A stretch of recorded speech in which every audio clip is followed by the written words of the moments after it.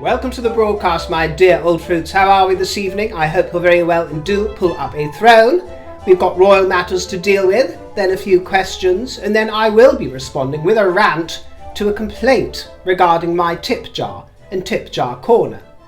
And those of you who don't like me berating viewers, when did you start berating your viewers, River? It's not like you to be angry.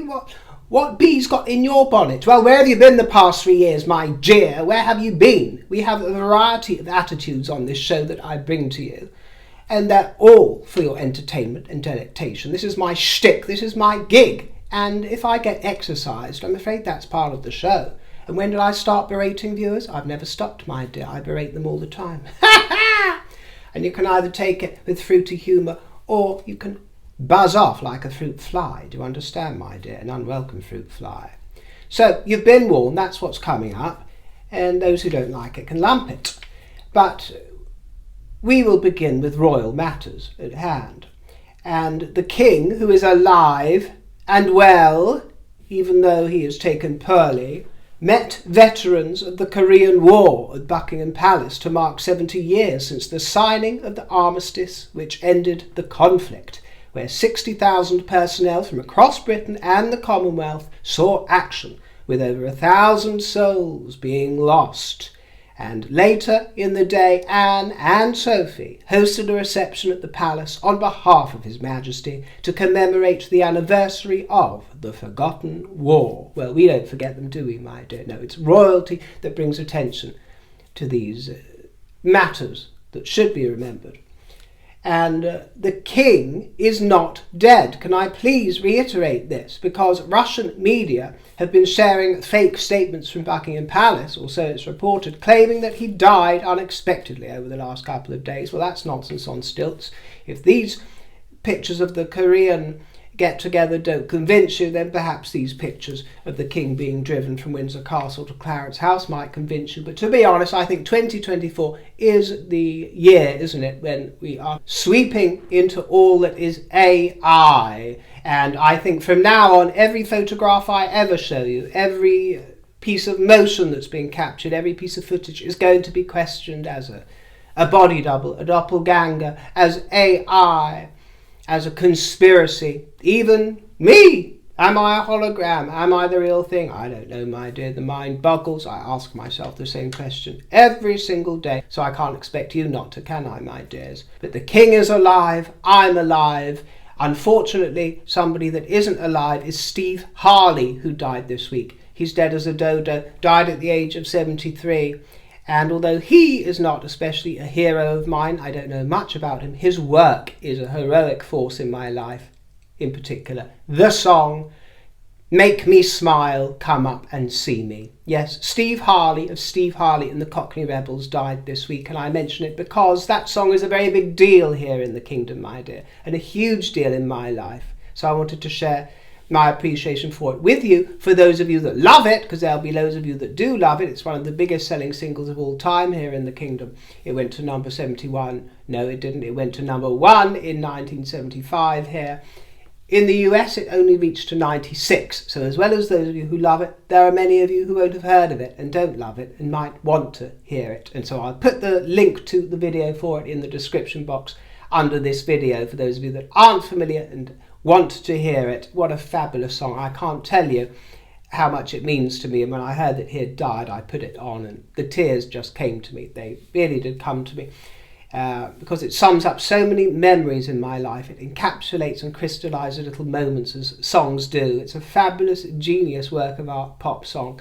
It actually sounds as if the chap is relaying the story of, you know, seducing someone, come up and see me sometime, make me smile, which is usually, it's the more fun way to listen to it. But when you realise the story of the song and the lyrics, it's actually him, Steve Harley, being rather sarcastic and taunting towards ex-band members. It's nothing to do with his love life or being seductive, which is a bit unfortunate, but we can put any spin on it which we choose, can't we, my dear? But I advise you, if you haven't heard it before, immerse yourself in headphones or something, because there's something about that song that sounds fantastic, mainly in a full club, on great speakers at full volume. The grottier the club, the better. It reminds me of a time in my life when me and my clique would trot out between 2 or 3 of the same clubs every single week, and it would be played at most of them at most juncture, because these clubs would be rather eclectic and they'd play a bit of disco and a bit of rock and a bit of this and a bit of that.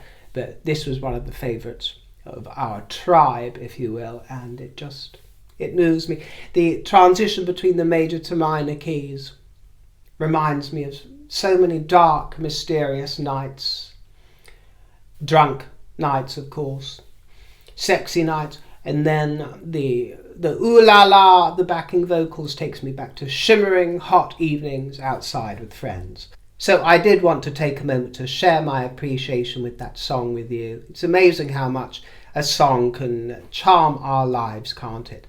And weave its tapestry throughout our lives. And this one has just studded and punctuated the story of my life with stars. And thank you, Steve Harley. Moving on, congratulations are in order for Vaughan Gething, who has become the first black leader in Europe. And this is really worth mentioning, you know. I didn't realise that there'd been no black leader in Europe, I have to say.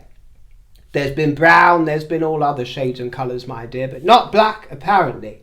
Forgive me if I'm wrong, this is what the headlines have been saying. And he won the Welsh Labour leadership election. He has a Welsh father and a Zimbabwean mother. No, my glasses again. A Zambian mother. So now we have the 4 main governments here in the kingdom, with none of them led by a white man. None of them. In this racist nation that we're told, this bigoted racist nation, according to Meghan Markle. None of them are led by a white man. We have Rishi Sunak now leading our government of Indian heritage and Hindu. Then the Scottish First Minister, Humza Yousaf, comes from a Pakistani Muslim family. And in Northern Ireland, their regional administration is jointly led by 2 women, Michelle O'Neill and Emma Little Pengelly. And even the Republic of Ireland, by the way, has Leo Varadkar, doesn't it? As their Taoiseach, who has an Indian father and is a gay. And from what I hear tell, he's making just as much of a mess of the Republic of Ireland as all our politicians are making of our countries here in the kingdom. So that's all jolly, isn't it? Catherine has been pictured at a farm shop.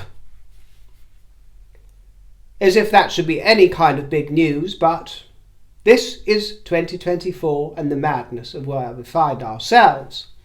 A video was taken on Saturday by a member of the public on their iPhone at 12:43 at the Windsor Farm shop, which is just a mile from Adelaide Cottage on Datchet Road.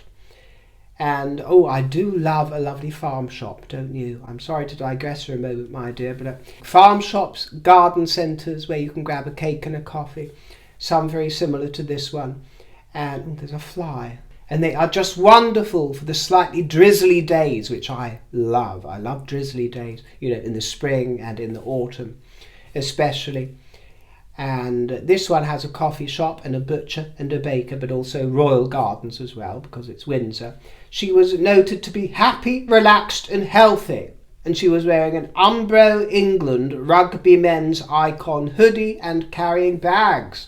And I'm sure William is going to take some criticism for not offering to carry her bags. Well, I have faith and trust that William is a gentleman and is chivalrous and would have asked or insisted on carrying Catherine's bags. If she was not able to, we should take heart and encouragement in the fact that she was more than able to cope with the bags and that she looked very lovely from what I could see. Of course, there's already the rumour mill going into overdrive. Is it her? Is it not her? Is it a body double? All this sort of thing. My intuition is that it is her. And just as I have been telling you constantly for very many weeks, she has simply been convalescing from a rough ride, major operation. And as many of you have told me in your dozens, you've had similar sort of operations, regardless of the exact specifics of Catherine's, and you've told me that it just takes time in healing, which for some reason hundreds of thousands of people out there can't seem to wrap their head around and accept as a reasonable cause for leave of absence for a few weeks. Truly shocking. And she was absent from this year's St. Patrick's Day parade, which I always look forward to bringing to you because we always get to see Seamus the dog, don't we? The wonderful mascot of the Irish Guards. And he was rather forlorn, I'm sure, not to be joined by his favourite princess, as he was presented with a shamrock, as is tradition. But Catherine's role was temporarily replaced by Lady Gika, the wife of Major General Sir Christopher, and the troops raised 3 cheers in Catherine's honour. And my understanding, by the way, is that certain factions, let's say certain factions, are very unhappy that Catherine is on the receiving end of over 300,000 articles in America alone this year. America alone. America have been in a frenzy. And to a certain other duchess's chagrin, among Catherine's many other qualities and attributes, some new ones have emerged. Mysterious, enigmatic, triumphant, because she is emerging triumphant, and we will see her physically emerge triumphant in the coming weeks. The Montecitans are not ones to be overshadowed, though, are they? Oh no, they don't want to have that, no matter how vulgar their mischief might seem. And you have the likes of Ari Emanuel touting for you as well. So they don't like to be overshadowed. They like to be leading the narratives. And did you also notice the timing, as we discussed before, of American Riviera? Orchard! The timing of that was rather suspicious, but they didn't even launch it on the same day. All they did was share a few little images on Instagram and a tiny little piece of motion footage. But there was no other substance to it. Nothing else was revealed. There was no hard launch. It seems that they just took that step to try and overshadow the overshadowing that they were experiencing. So was the very scant information that we were provided about American Riviera Orchard titillation from the Harkles, or an effort to thwart and upstage Catherine's Photoshop titivation? That is the quiz. And I noticed that Kevin Peterson, the cricket star, picked up a lot of traction today because he runs into Catherine and William all the time because he lives close to Windsor with his wife Jessica Taylor, and he was saying that all the rumours are absolutely absurd about Catherine, that he sees them around most days, and he says they are the most wonderful parents and as normal and as humble as they come. Well, I'm afraid this is something that we're going to have to get used to together, isn't it? All these conspiracy theories. And as for those of you who tell me you get into arguments online with people discussing the toss about whether Catherine is alive or dead, or this conspiracy this and this conspiracy that, well, you can tell them until you're blue in the face.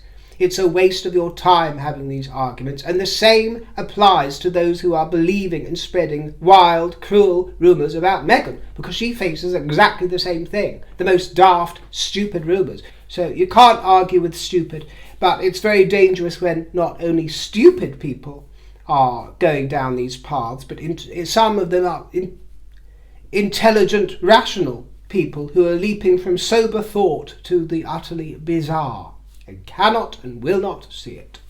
And now we have the likes of Getty coming forward to say that the photograph taken by Catherine in August 22 of the late Queen, the portrait of the Queen with all her great-grandchildren, was digitally enhanced at source. Digitally enhanced.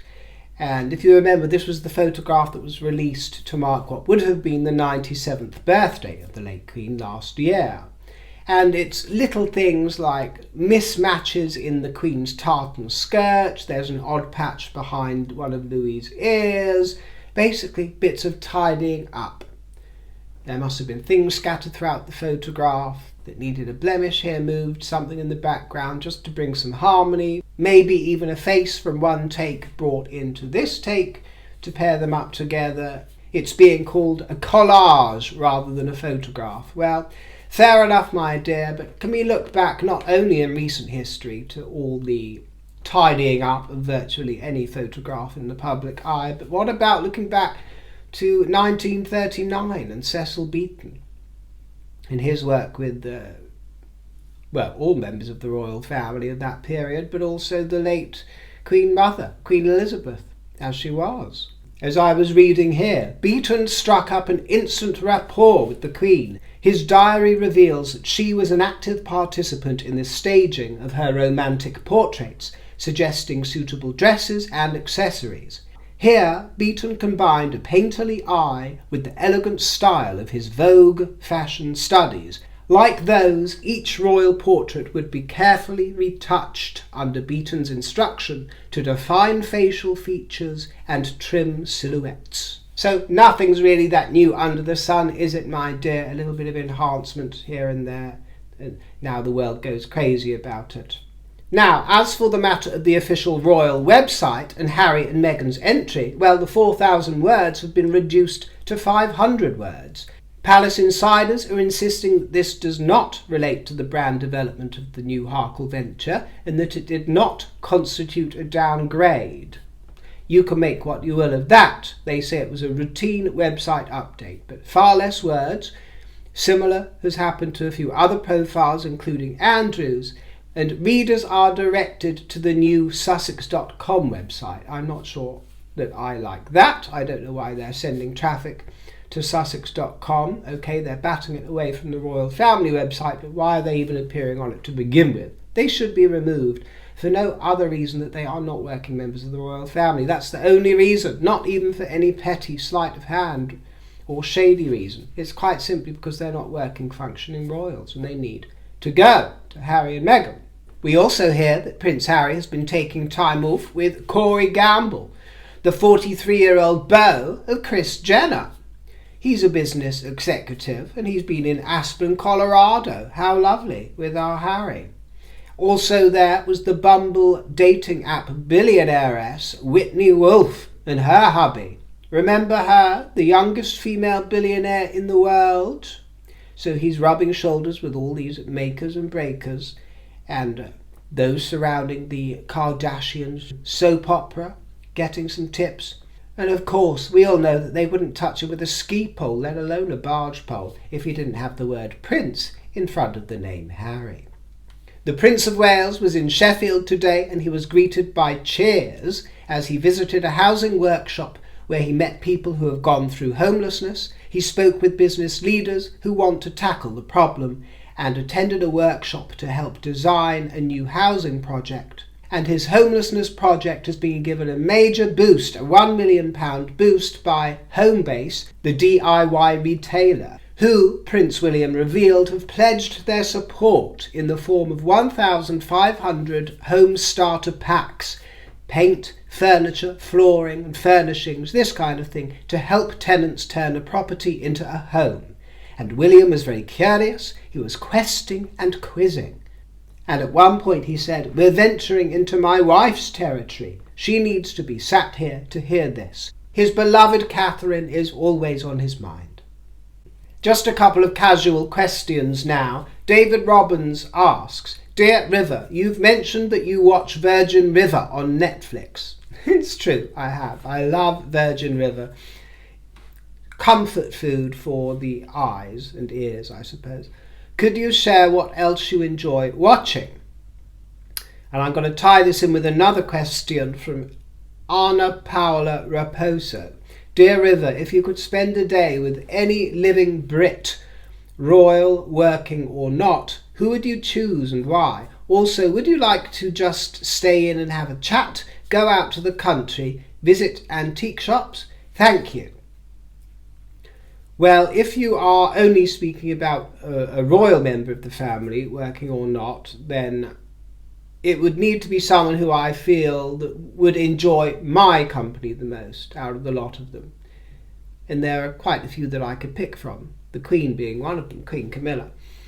But I think that I would plump for Zara, perhaps, and Princess Michael of Kent.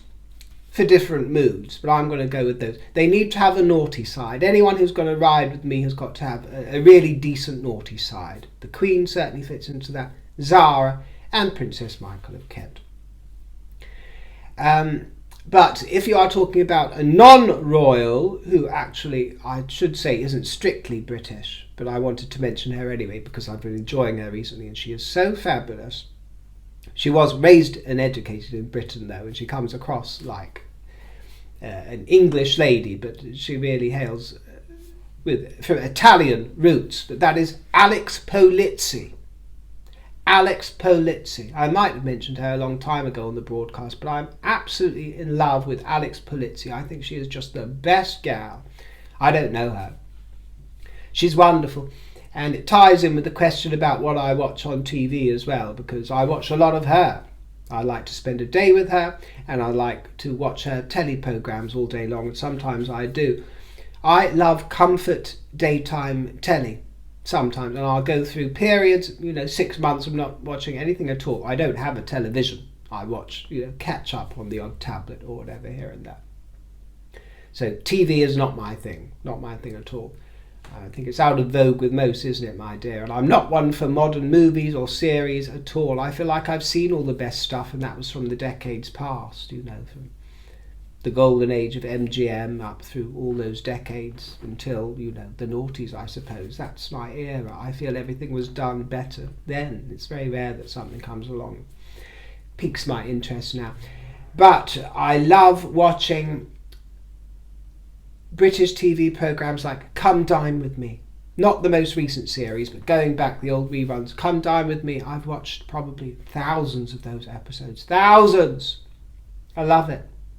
It's another one for those dreary days. Come Dine With Me. 4 in a Bed. That's another good one. And then ones that Alex Polizzi is involved in is The Hotel Inspector. I've watched all those series, every episode. Hotel Nightmare. Alex Polizzi's Italy is fabulous, and she did one on Spain, Spectacular Spain. The Fixer, Restaurant SOS, and Restaurant Rescue. And then the one that I've been watching this past week or so is Chefs on Trial. And it's on YouTube. That's where I saw it, not on the telly. And it's on YouTube as Chef for Hire. It comes under a different name, so you might be able to find it. And it won't be everybody's cup of tea, but it's just what I adore. And she is so amazing in them. Why do I love her? Because she has a sort of feminine beauty without being any sort of drip or any of the sort of submissive connotations of femininity. Confident, vibrant. She has this Italian background, so she has a sort of European cultured savvy. She comes from the Forte family, I think is it her uncle or grandfather that is or was Lord Forte? It goes from my mind, but she's a hotelier, but she's a company director. She comes from a family of very big hotels, and she understands that industry, and she's just full of knowledge and information and just the right amount of sort of culture and sophistication, but also very down to earth and very good with people, interested in people. She's smart, she's sassy, but without being smug and arrogant. And she has a fabulous sense of humour. She's quite earthy. She swears if the mood warrants it, but not just for the sake of it. I just think she's all round so fabulous, and I'm lucky enough to say it. She reminds me a lot of many of my friends, although my friends are all very different. But I'm blessed to have a small handful of wonderful friends who I can count on if I need to spend 24 hours with anybody at all. They fit the bill and keep me company in a way that Alex Polizzi would.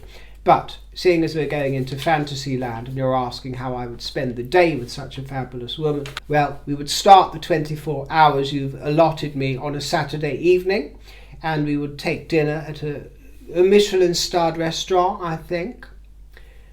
A 3-star Michelin-star restaurant. How about the library at Sketch?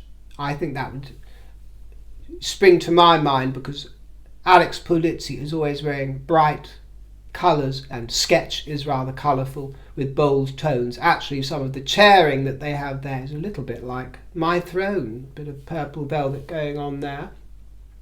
But we'd have just a discreet table for two. and we would do a menu tasting with the tasting wines brought to us.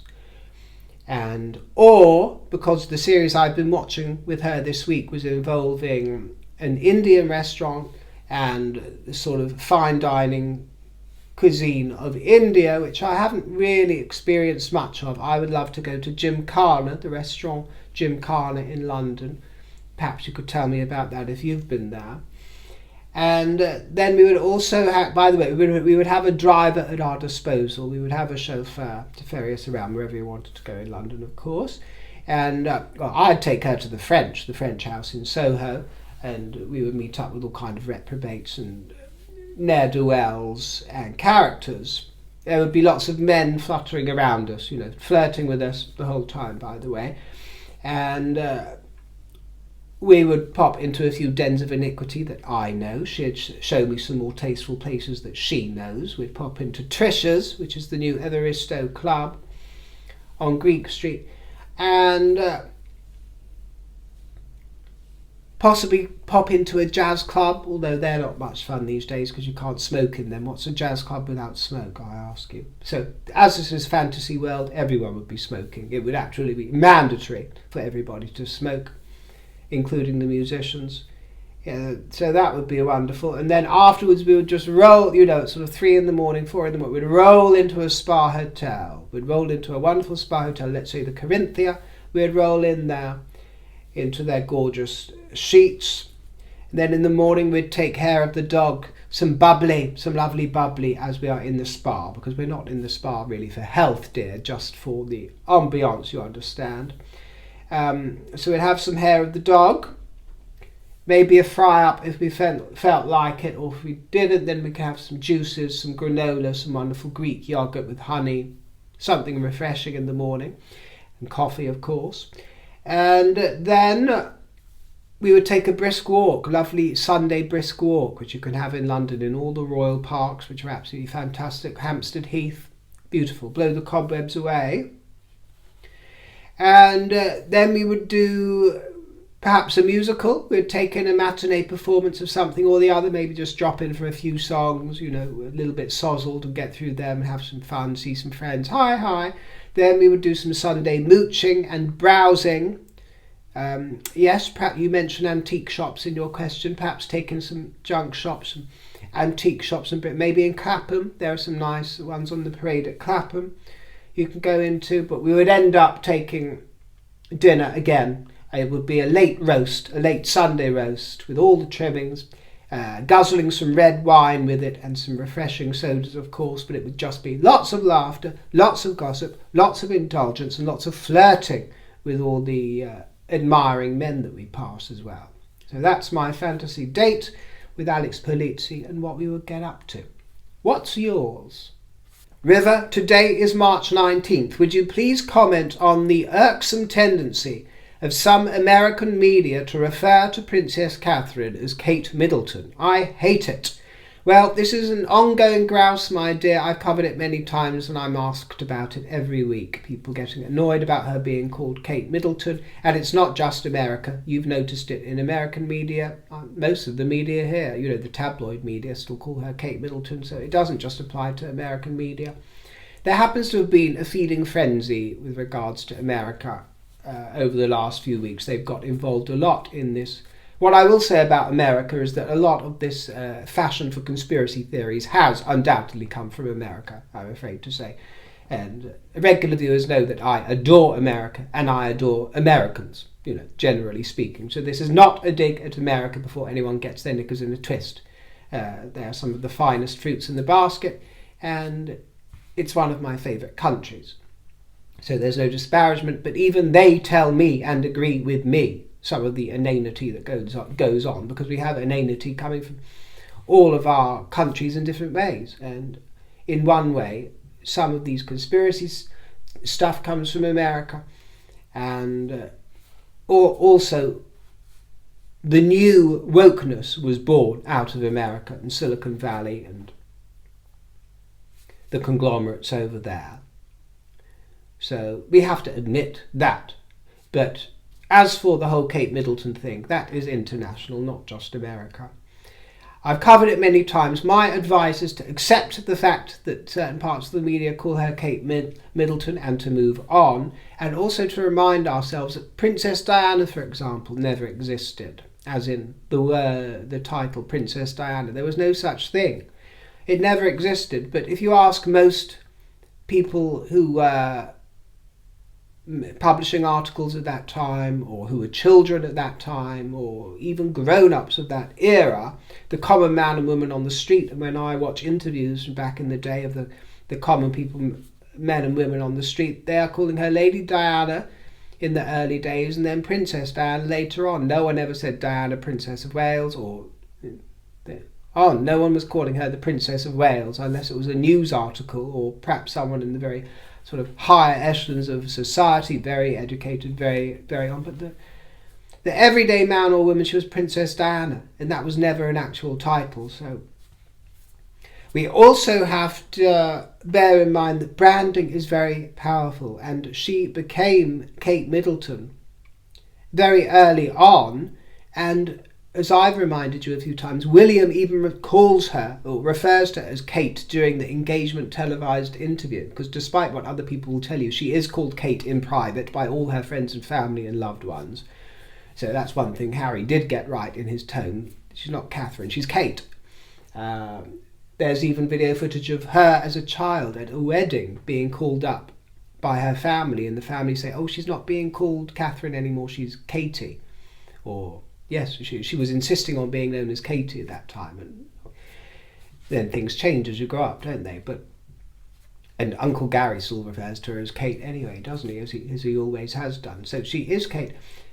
Formally, she should be Catherine. In a perfect world, she should be Catherine. I call her Catherine 98% of the time, out of respect, I suppose you could say. But if they wanted a different public formal style, then the royal family had the experience to know that it should have been encouraged and laid down with a firmer hand from day one. I'm sorry, it should have been laid down with a firmer hand from day one, not just expected from the moment that she becomes the Princess of Wales. And you can't expect people, Joe Public on the street and casual observers, or even me, because it bores me to death to keep the Princess of Wales, just the Princess of Wales, that, I'll call her Catherine from time to time. Well, most of the time, to be honest, but it just doesn't fly in everyday parlance or tabloid parlance even. And even if they started calling her Princess Catherine, then that would begin irking the traditionalists, wouldn't it? And they certainly wouldn't want Princess Kate, which actually I think would have been rather nice. Princess Diana was not the true title, but I think sounded rather nice, and I think Princess Kate would have sounded great, but people are always going to find something to whinge about. And I'm not disparaging you, Sophie Kugiras, my dear. You make a valid point. You make a very valid point. I'm just using your comment to offer my view on it. But I think, personally, there should be an encouragement from all involved and the palace to just have Catherine known as Catherine. So that there's not all the big hullabaloo over the Princess of Wales, this, blah, blah, blah. Just Catherine. It's royal, it's regal, in the way of a Madonna or Cher. Just have her mainly known on the tabloid as Catherine, so that they don't have to bring Princess of Wales into a tabloid headline, because that's never going to happen. They're never going to start referring to her as the Princess of Wales in tabloids. That's why they pluck for Kate, or even Kate Middleton, because it just flies better. But it would require a huge push. But I think the only way that one could hope to effect the kind of change to have her known as Catherine is to prompt it by using it ourselves. I think that is the best we can do. Ignore what you don't like and propagate what you do. Push what you do. Just keep calling her Catherine. That's what I do. And little acorns are planted, from little acorns oak trees grow. I think that's the most royal way to go about it. Now we are going to broach the subject of Tip Jar Corner and the tips that I do or don't receive. And I can understand if you find the subject vulgar. I do, but that is what I'm going to be addressing. So you can take it or leave it. But don't whinge about it to me, because you've had fair warning. The quiz comes from Julie, And Julie, I do recognise your username, which I won't read in full, your username and your photograph. So I'm sure, as you say, you have been a regular contributor for a couple of years, but I can't remember why you spring to mind readily, whether it's because you've been a nuisance or whether it's because you've been a fantastic fruit basketeer with great comments. I should imagine that you've always come across as a great basketeer for a couple of years, and I'm grateful for your engagement, but I'm not just going to stand idly by while you insult me in a comment and dress it up as in compliments, because you say, I can't help but like you. I've been a regular subscriber for a couple of years. I'm just becoming fed up. I'm scratching my head to wonder why on God's green earth you and others are asking for our money. Not all respectable YouTubers ask their viewers for their honest, hard and well-deserved money. I never claimed to be a respectable YouTuber, my dear. In fact, I'm not a YouTuber. I just want to make that quite clear. I can understand why you've made that mistake, but I'm not a careerist YouTuber. I just happen to upload videos here. But I will make that distinction. But I can understand anybody making that mistake. Anyway, you say, I ask in the most polite way, respect your viewers. Stop asking for money. And just let us enjoy the only way we can enjoy free entertainment without being wrung. Without being wrung. Well, that was the most polite way you could ask me? The mind boggled. Those who want to tip you will find a way without your need for pandering. Actually, you've misused the word pandering. I don't pander. And you're using it in the wrong context, but your surname sounds slightly French, so I'm not sure if you've got a French bent. I'm not sure. Anyway, I'm just a single mum who's a well-educated OR nurse. I don't get tips for saving lives, nor do I get tip money for a cup of tea or coffee. I wish I did. We nurses and others in real careers deserve tips. We can't ask for anything, especially for tips. I'm very lucky if I can get more than my food break within my 10-hour shifts, plus the call that's mandatory. No one ever tips us or thinks of us, so why do you stoop? Honour the ones who actually deserve real value. Keep it real. Just my 2 cents. Oh, just my 2 cents. Little passive-aggressive me. Just my 2 cents. Still love you to bits, but, just keep it real.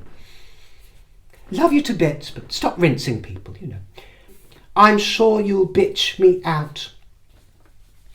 Well, you're getting a wish, my dear. I am coming in to bitch you out, which I'm sure you are probably happy about. Actually, I did reply to this poster with a reasoned, rational, polite comment, but Julie read it as shade and then came for me again, saying that I was misunderstanding and misrepresenting her. And as I've said to you, Julie dear, well, now you know how it feels. Now you know how it feels. But what's different with me judging you and perhaps getting it wrong, and apologies if I did, because I suggested that perhaps you weren't quite happy with your lot and were a bit frustrated and resentful, and you schooled me and said that that's absolutely not the case. And fair enough, I'll accept it. But do you understand? You're dealing with judgment from me, just one person that hasn't met you. I have to deal with the judgment from 140,000 subscribers, or however many watch this video, all casting their own lights upon me and making their own minds up about different things. So I can sympathise with you if you can sympathise with me. But I have a few points to make in response to your criticism, my dear. I created Tip Jar Corner in response to requests from people to send me a tip. The request came from people who wanted to do it, and I offered one method and one method alone, and I still get quite grumpy comments from people asking me why I only have one method. If I really wanted to wring people, as you put it, or what is it, you said rinse people, then I would have, as I've seen others do, about 10 different ways to get money to me. I have one PayPal link, and if people don't have PayPal, they can't use it. That is the format that I find best with a very small fee that people get charged. I do not use the thanks button. One reason I don't have, there are two main reasons I don't use the thanks button, which most people will have. I have the option to activate it now, and I would have a lot more people tipping me if I put it on. But one reason I don't have it on is because I don't like thanks in everyone's face, as if they have to push that all the time. Second, I don't like it all over people's comment sections, so that people's comments who have paid get more attention. I don't find that especially charming.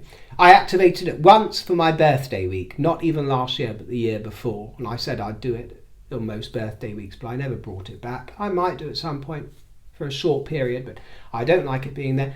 Thirdly, and the main reason, so many people do not realise 30% of that thanks button tip goes to Google, who own YouTube. It goes to YouTube. And it's not that I'm so greedy that I want every buck for myself. It's the fact that if it was me, I would be outraged to send somebody a tip and then not realise that 30% of it isn't even going to them. It goes to the system. Do you see? And there are lots of people that don't understand that. And YouTube does not make it clear to people. So I feel that actually is rather misleading. So I don't have that there. And I created the entire tip jar corner segment, which has become very beloved over 2 years now. I've been doing it, I think, probably 2.5. It's become very beloved of lots of my viewers. And it's not just something that I conjure up in 5 seconds. I put quite a lot of thought and time and energy into some of them, depending on what we're talking about. I bring readings into it. I bring little points of amusement people don't know about. I share the tip jar finds with everybody. Who else does that? If you know of anyone that came after me, let me know. Not saying that they have to or should feel the need to, but I did that, and I could quite easily dispense with that. But it makes people who sent a tip jar treat my way feel part of the production, although it's still, everything I buy still mainly comes from my own funds. Do you understand? I just put some of the tips towards it, or towards a cup of coffee when I'm drinking coffee, or a slice of cake, or a trinket. It's really not that deep. Plus, it gives me the opportunity to spend a lot of money every year in the charity shops that I frequent, and then redonate the items that I'm not using again back to charity. And I receive a small number of tips, and I'm grateful for every single one of them. The vast majority of the tips that come through cover the cost of a cup of coffee. Some of them not even a cup of coffee, towards a cup of coffee. And I am grateful for every single one. It is the thought that makes me wake up with a smile when I see them come through. I think, wow, the fruits enjoyed the show and they're thinking of me, and I did a good job. That's what brings me the smile. And I don't want to sound overly humble about it, but that's what cheers me up, and it also cheers them up to do it. But there has certainly been the odd occasion when an individual has sent me enough to treat myself to a whole dinner, let alone a cup of coffee, a whole dinner. And I'm extraordinarily grateful for both. And I try to show that gratitude with the energy that I put in to my broadcasts. I am well aware of the unsung heroes of this world that you mention, and the nurses and the doctors and the worthy causes. In fact, one thing that I try to do with you is share donations that I make myself to charitable causes, as I did recently. I think it was £100 to Evelina London, the children's medical centre that Catherine is involved with. I shared that donation with you that I made in your name, or I should say in the name of my viewers, as I did with £150, I think it was, towards cancer research. And I think there was another one towards the end of last year. It wasn't there, but I do try to actually give back, and also give back to communities that you would all approve of and be interested in your name. Not that I'm looking for any sort of applause for this, by the way. I'm sure some of you will have a problem with me speaking like this, but I don't care. I'm just explaining, for those of you who might be new here, why I created Tip Jar Corner to begin with, and why I feel no guilt or shame about occasionally mentioning it. Because when you think about it, the only time that I actually mention the tip jar on a usual episode that doesn't have a tip jar corner is in the last 5 seconds of the broadcast, where I will sometimes say, leave me a comment, you can treat me at the tip jar if you want, and I'll see you next time, ta-ta. Or when the credits roll, it's mentioned in the credits that it's in my description box. So if you're a regular viewer and it really annoys you, I can understand why, but I can't understand why you wouldn't just switch off when the ending comes around, or when you start hearing the theme tune whirring into action towards the end, just think, oh, I'm going to switch it off now. It's rather easily avoided, and it takes up literally 3 seconds out of, a 45-minute show. As you mentioned, Julie, this is free entertainment, so please bear in mind that although I appreciate anybody's presence, I did not invite you here, and I'm not charging you for a ticket. So please bear that in mind. I didn't beg you to come in, and I'm not begging you to send me a tip.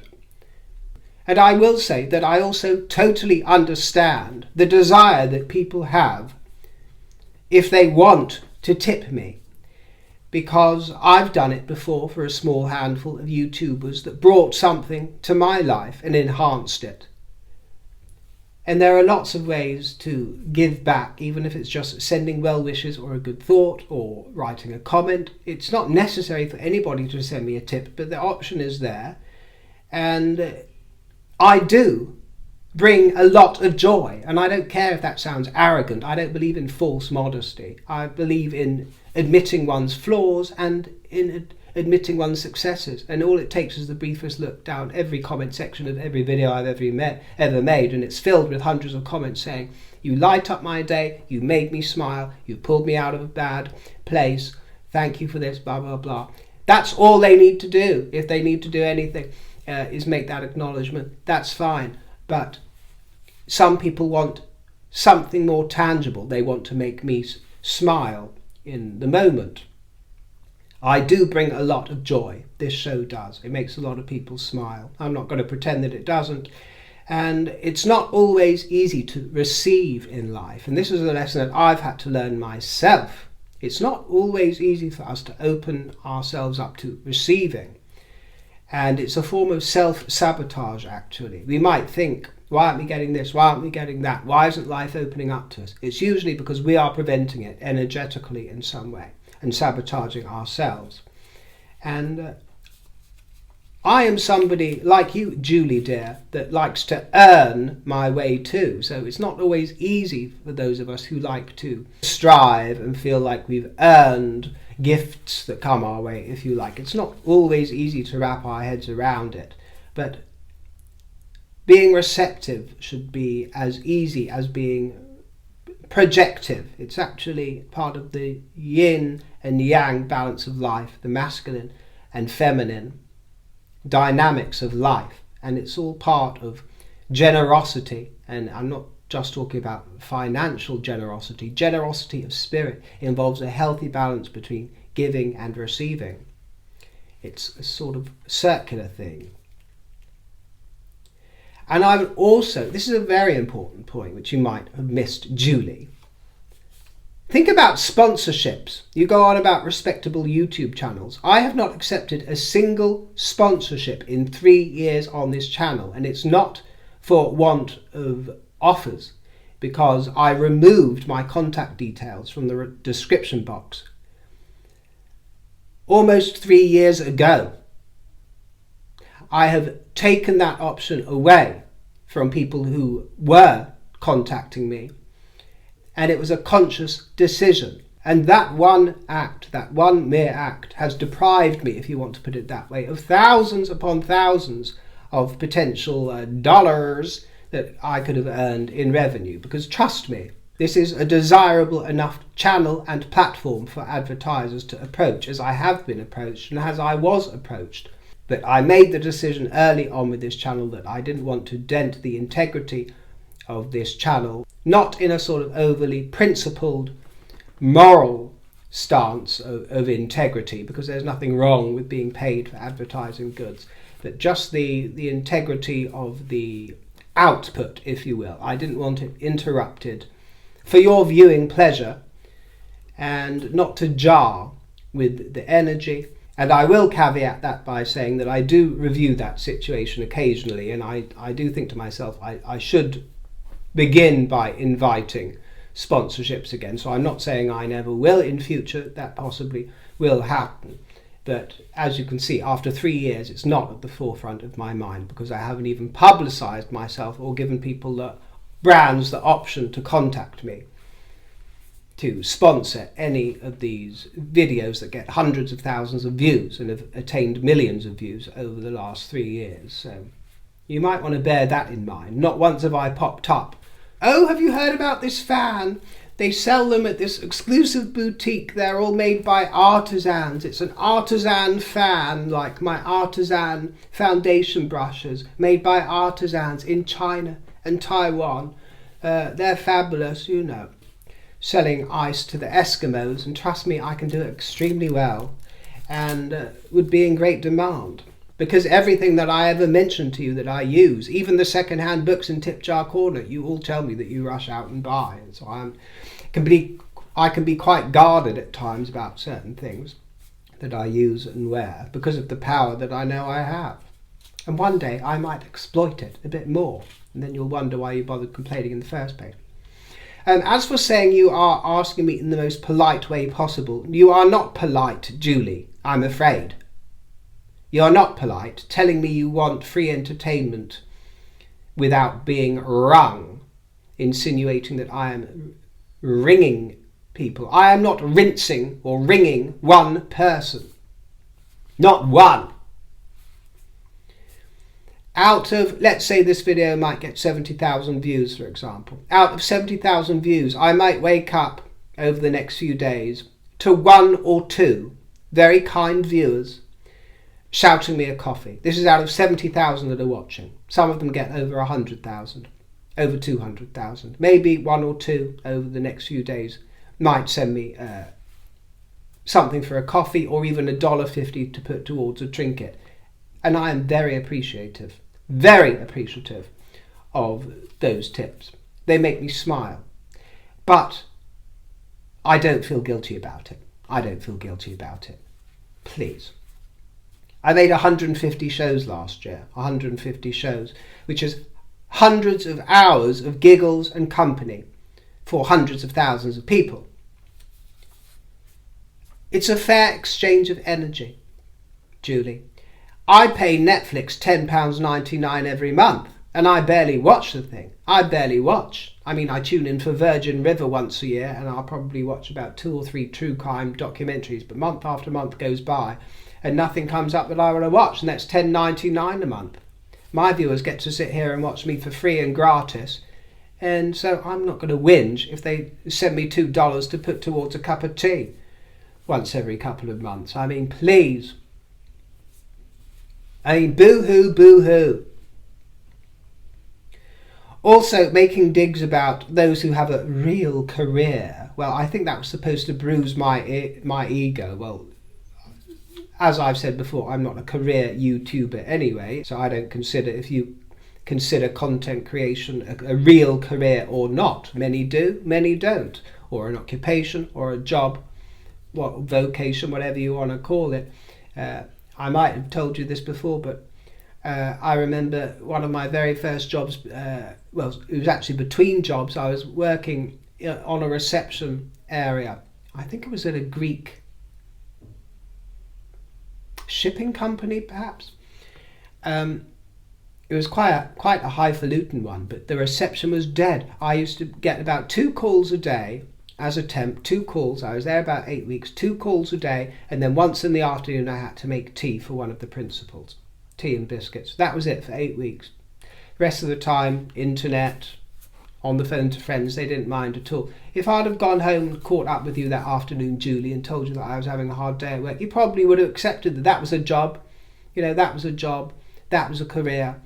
But if you meet a YouTuber, and I'm not talking about me, but if you meet any other, careerist YouTuber with millions of subscribers or thousands of subscribers, whatever it is, well, that's not a real career. That's not a real career, I suppose you might say.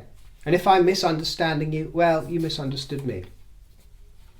So it's horses for courses. But if it's not a real career, I suggest you write to HMRC and tell them not to invoice me for tax this year. How about that? If it's not a real career. And I can assure you, Julie dear, that if you were indeed privy to my tax invoice, then you might reconsider the contributions that others, including the entrepreneurs of this world and the entrepreneurial kind, contribute to society. You mentioned those who deserve with real value. We all have value. We all have value. We can all find the value in our offering. And the fact that you, in your career as a nurse, deserves tips, as you say, it doesn't mean that I don't. And if I don't, then folk won't send a tip to me anyway. If I don't deserve a tip, people won't tip me. Also, I've made it clear again and again that tips are not required or expected, and I've asked people literally not to tip me unless they feel the urge to, and that they have an abundance of money available to them. If you're overdrafted, if you're living paycheck to paycheck, if you don't have an abundance of wealth, don't even think about tipping me or anybody else. Start with yourself and sorting yourself out. I'll make it clear again. I'm not here pleading poverty. Life has its swings and roundabouts and its struggles and its stresses and its good times and its bad times, but I'm not pleading poverty. I'm also extremely resourceful. So if I'm broke now, or if I'm broke in the future, or if I've been broke in the past, I deal with it myself in an honourable fashion. I don't have to go begging for tips. I am not the one stooping, as you put it, Julie. You are the stooper. You are the one that has stooped. You've come from your high horse and stooped to try and dig away at me because you feel a certain type of way about it. Honour the ones who actually deserve the real value, you say. I do. I don't honour bitches, even when they are trussed up as Florence Nightingale. But I do honour the ones who actually deserve the real value, including myself. I include honouring myself. I live generously. I always have done, no matter what financial situation I've been in. So I didn't take my own advice here, because even when I have been stony broke and overdrafted, I've always tipped generously, from taxi drivers to couriers to waiters. I've always tipped big, and it's always pinched, always have. And I've also learnt to accept generosity gracefully and joyfully. I'm still working on it, in fact. Well, perhaps I should blame myself. I do ask for fruity comments, don't I? And perhaps that's how some people interpret it. But that is my response. I'm sorry for the vulgar subject matter, but I have to broach the issue, especially for any who might be fairly new here, to hear my stance on why I will occasionally refer you to my tip jar, which is in the description box, and do shows with a tip jar corner. Now you should know exactly why. I will see you in the next broadcast, my dears. Do not send me a tip. I will not dare to ask you for a tip jar treat today. Just for you, Julie, I will not dare to mention it today. But I will invite you to join me on the next broadcast and come and keep me company and leave me your juicy thoughts. I will see you next time, my dears. Take care, ta-ra, and toodle pip.